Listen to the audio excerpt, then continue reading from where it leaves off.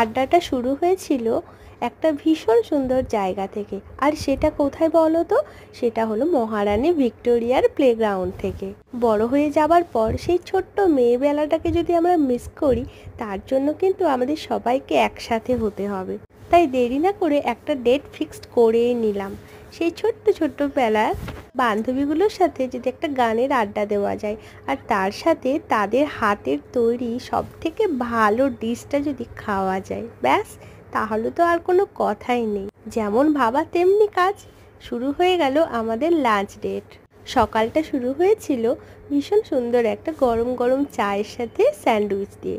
তারপর আমরা কষা আলু দিয়ে মুড়ি মেখে গানের আড্ডায় শুরুতে বসে গেলাম।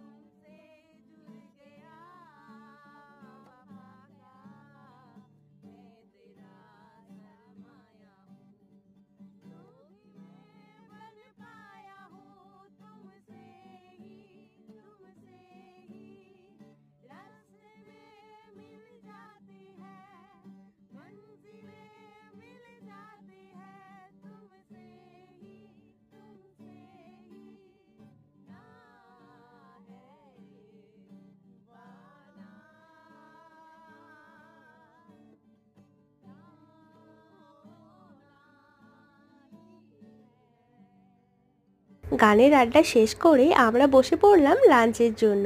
আর লাঞ্চের মেনুতে ছিল পালং পনির, তার সাথে চিকেন কষা, আর ছিল পোলাও, আর লাস্টে ছিল মিষ্টি মিষ্টি চাটনি, যেটা ছাড়া লাঞ্চ ডেট ভাবাই যায় না।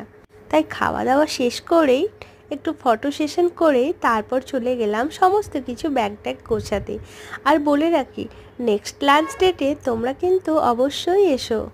আর এভাবেই আমাদের আজকের সুন্দর একটা দিন কাটালাম। চলো আজকের মতো টাটা।